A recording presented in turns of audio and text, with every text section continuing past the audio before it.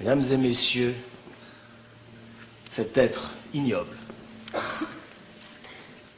a refusé cette chose toute simple, toute facile pour acheter un chalet en Haute-Savoie, apprendre ses leçons à l'école. Parce que la République nous garantit que quand on apprend ses leçons, on achète un chalet en Haute-Savoie. Ça s'appelle l'égalité des chances. L'égalité des chances, mesdames et messieurs les jurés, c'est que la République garantit que pour le lièvre comme pour la tortue, la ligne de départ est la même.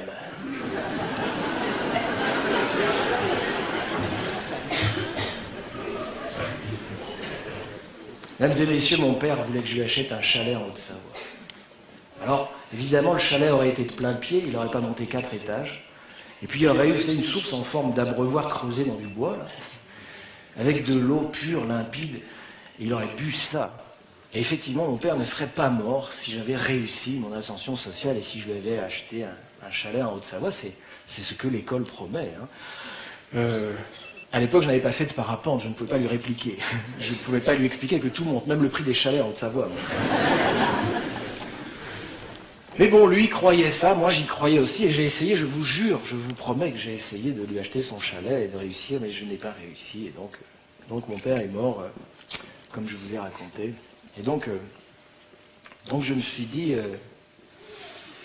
qu'on devait pouvoir expliquer ce mensonge de l'école en utilisant la métaphore du parapente.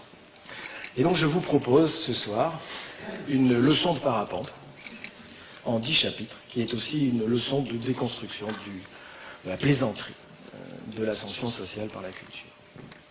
D'accord ?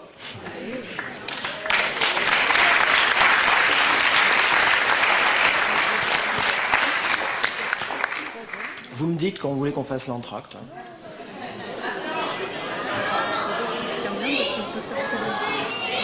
On va avancer un peu, Alors la première leçon, c'est la découverte du véhicule culturel. Hein. La première chose qu'on fait quand on s'inscrit dans un stage de parapente, c'est de découvrir ce qu'on appelle la découverte du parapente. Eh bien, c'est exactement la même chose pour l'école. On va découvrir le véhicule culturel, c'est-à-dire le langage. Ok ? Apprendre à lire, écrire, compter, ça vous connaissez ça.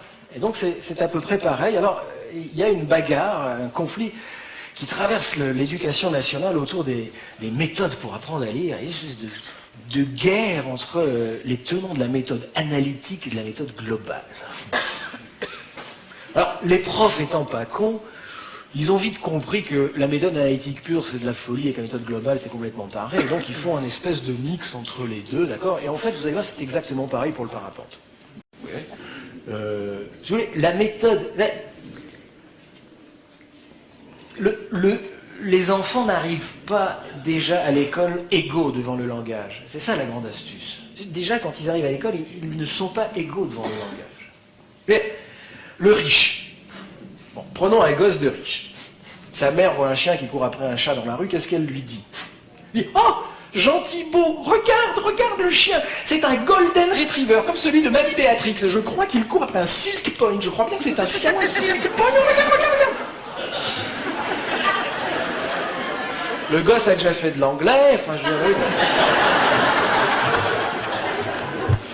Le gosse de pauvre, même scène, qu'est-ce qu'elle lui dit ? Elle dit « Oh, regarde Kevin, regarde, un woulou qui court après un mimi. Oh, il est pas mimi le woulou. Oh, pourquoi il court après le mimi le woulou? Oh, le woulou, méchant woulou, il est pas mimi le woulou. »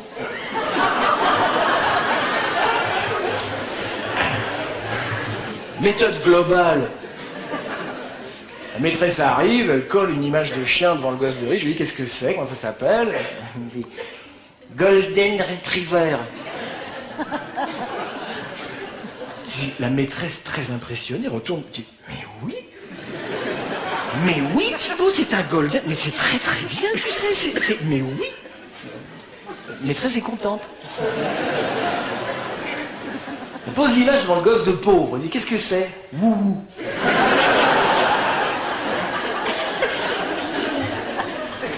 La maîtresse un peu déçue. Je lui dis non, c'est pas un ours, c'est un chien. C'est un chien. Regarde, c'est un chien. Dis, c'est quoi? Boubou. Non, tu m'écoutes pas. C'est un chien. Regarde, dis, répète après moi. Chien. Wouhou. Non, wouhou, c'est ce qu'il dit, c'est son action. Tu es en train de confondre le sujet et l'action.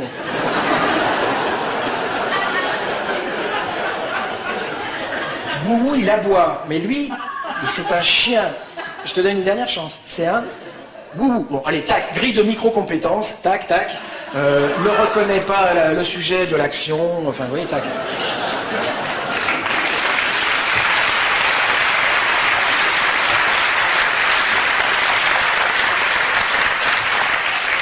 Non, je vous ai prévenu, c'est caricatural. Hein. La méthode globale pure avantage clairement une classe sociale au détriment d'une autre. Vous comprenez ça, c'est évident. Enfin, je veux dire, bon. Et donc, alors, le micro, vous connaissez ça, les micro-compétences. Hein, maintenant, on ne donne plus une note, c'est fasciste. Maintenant, vous avez une espèce de feuille avec 84 micro-compétences. Alors, la personnalité de l'enfant est décomposée en micro-compétences. Il est capable de reconnaître sa droite de sa gauche, de comprendre une question et d'y répondre. Enfin bref. Et en fait, quand vous regardez bien, ces micro-compétences sont toutes des compétences à obéir à ce qui est demandé, d'accord? Okay, par exemple, vous n'avez pas comme compétence, comme micro-compétence, est capable de résister à une autorité injuste ou...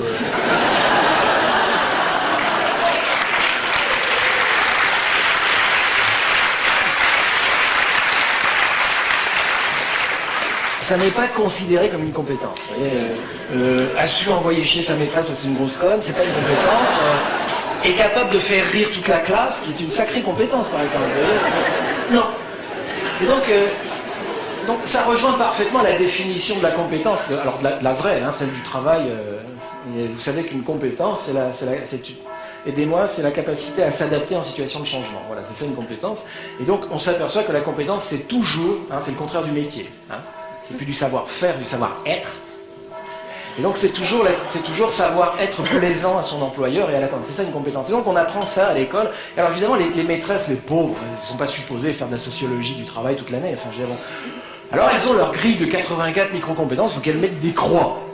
Mais là encore, contrainte macabre, elles ne vont pas mettre tout bon partout. Sans ça serait une mauvaise maîtresse.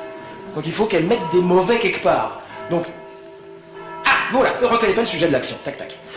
Hop, une mauvaise micro-compétence. Alors, la mère, évidemment, va dire ah, mon fils est mongolien.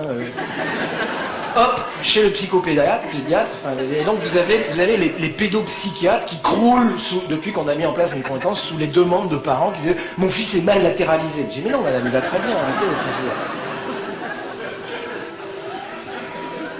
Bon.